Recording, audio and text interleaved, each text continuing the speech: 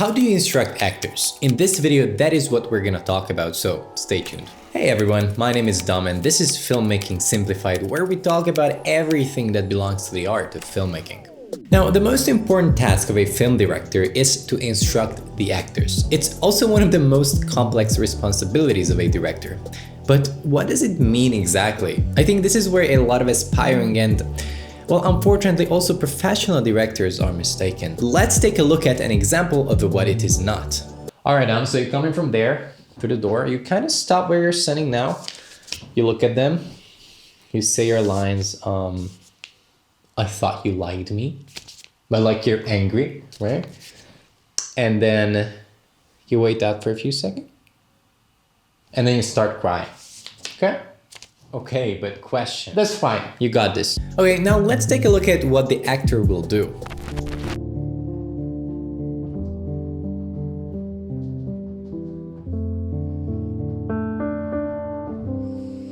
I thought you liked me.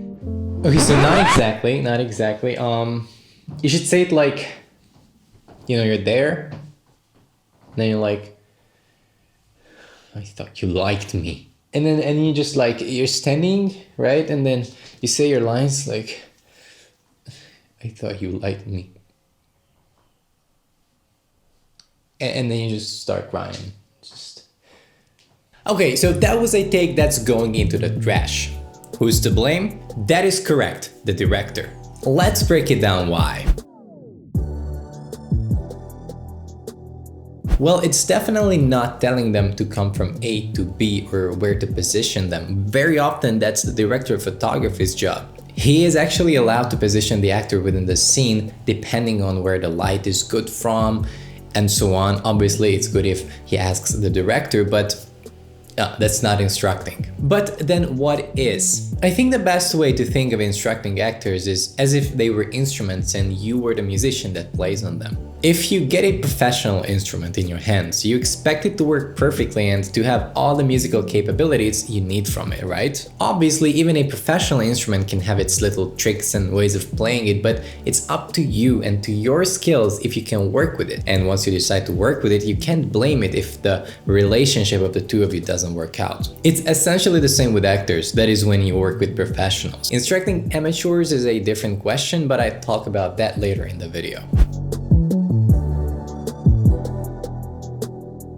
Okay, so the reason instructing is not easy is because obviously directors have a vision in mind, and in their head they see and hear the actor doing the scene perfectly according to their vision. But putting that vision into words is much harder than it seems. Describing a gesture is not always easy. Honestly, I think the most hard time I have is with describing or naming a certain gesture or emotion. Now, this is where, what I always say, learning acting as a director becomes very, very useful. It's because actors work with emotions, and emotions are complex. Types of emotions like anger, sorrow, and joy, for example, are just categories. So if that's all that you ask from an actor, they will have their own idea as to what that emotion should look like, and obviously that doesn't necessarily match the director's vision. So what you can do is describe to them what they have to feel like in that scene, what motivates them. You can bring up analogies from real-life examples. My favorites are honestly analogies, both as a director and as an actor. We're gonna make a correct version of our scene later, so if it's not entirely clear yet what I'm talking about, it'll make sense. I promise. It's very important to know that it is the emotion that will make the actor do what you want. The right emotion will move them,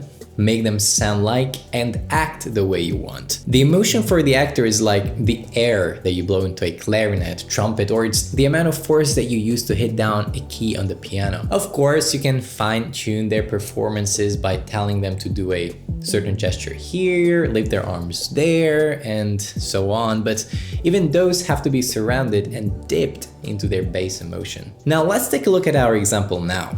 Okay, so in this scene, you feel betrayed, right?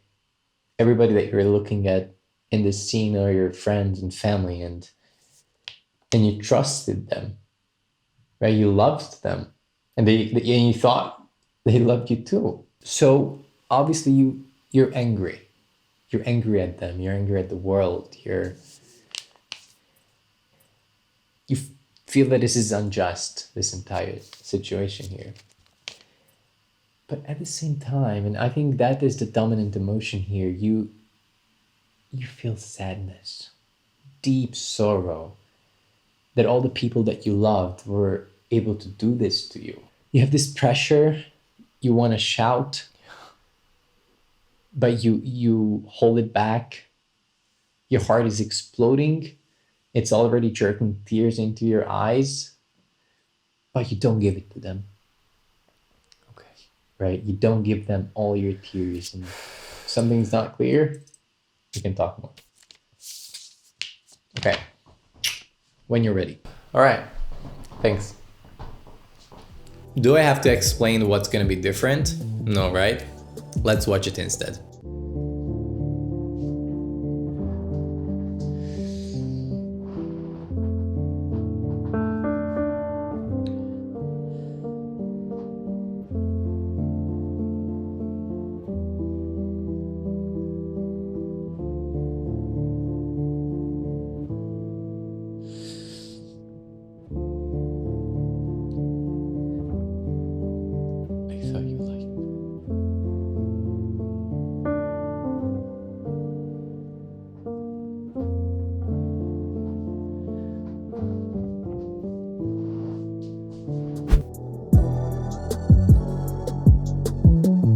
When I talk about amateurs, I mean people that have never had anything to do with acting. They're without any experience and any kind of training and knowledge of acting techniques. As the director, you will certainly have to choose one during the casting process that has at least some skills, but a more complex scene could cause them hardship anyway. Hell, even trained actors need some extra help sometimes. So here is one technique that I really like using, and I think that's really useful for both amateurs and for professionals. It's much more like a game and fun exercise rather than a serious technique. So very important to know that actors are playing the emotions, not the words. So often it can be difficult to relate to a certain situation or saying certain lines in a scene. And if an actor can't relate to a certain situation because maybe they don't have real-life experience related to that scene, they won't be able to evoke the emotion that is necessary for them to carry out the performance. And if there is no emotion, there is no scene. Now, what you can do to help them is find a different situation that they are familiar with. For instance, it's gonna be a silly example, but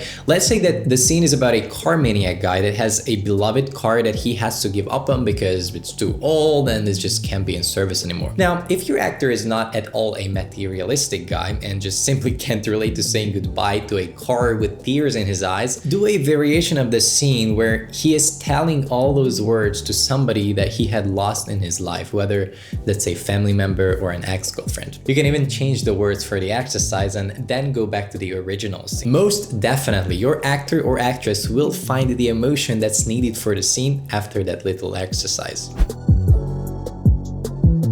Now, as the final point in this video, I'd like to talk about ways of instructing actors. In other words, how you talk to them, how you communicate with them. Some directors like shouting from afar from behind the monitor, but that's just wrong. First of all, it can be really hard to understand him. Second of all, it can make the actor feel unrespected and not at all connected to the director, which is a problem. Especially if you tell them that they did something wrong. I mean, that is just humiliating in front of the crew. I mean, complimenting them is one thing. You can be like, good job, John. Do it again, thank you. It's still not very personal, but at least it's something good that you tell him, right? And unfortunately, complimenting actors is something that directors sometimes forget. And I have to include myself as well. Even though I'm an aspiring director, so I still have a lot to learn, but you know, I'm trying to do everything the right way. It's important because how do we finish a scene? If it's good, you're like, okay, got it guys, let's move on.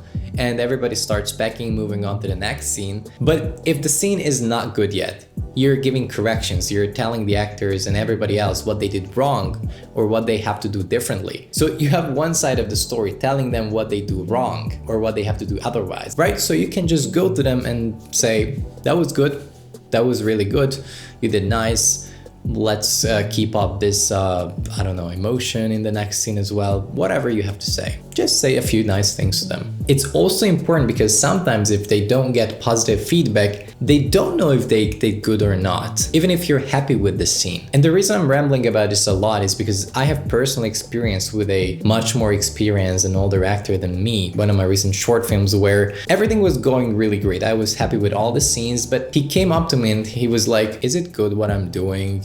Are you happy with my performance?" And I was like, "Of course, yeah, I mean, everything is perfect." And it was like, "Yeah, but you know, sometimes you could tell us that it's good what we're doing. You know, maybe they can think that you're scared of them or that you're scared of instructing them. You just accept what they do." By the way, if that's the case, don't do that. Even very experienced actors will accept the instruction of a young director, because in that situation, age doesn't matter. Obviously, there has to be a certain level of respect between each other, but in that situation, it's just the work relationship, the director-actor relationship that has to be there. A director-actor relationship should be a friendship, almost like a romance, without the romance, of course. I mean, in certain cases that can happen too, but the point is that you have to know your actor or actress and they have the right to know you as well. It's important so you could understand and connect on a much deeper level. And this can involve sharing secrets with each other and private things that other crew members will never know. It's about trust. You have to trust your actor and your actor has to be able to trust you too. That's the only way an actor will accept criticism, anger or joy from you towards their persona. So, back to where I began this section, shouting doesn't work. Whatever you have to tell your actor, that's only the business of the two of you, and not the business of the gaffer, the unit, the catering lady, or anyone else on set. Okay, I think I rambled enough, so you get the point. All in all, I think instructing is just like with everything else. You learn it in your entire life, but pay attention to these few things to make sure that you learn it the right way. That is it for today. If you liked the video, leave a thumbs up and subscribe to the channel. It really helps growing this community. Throw a comment about your thoughts. I'm really interested in them, and it also helps the algorithm, so it's a win-win situation. Thank you for your time. Have a great day. Ciao.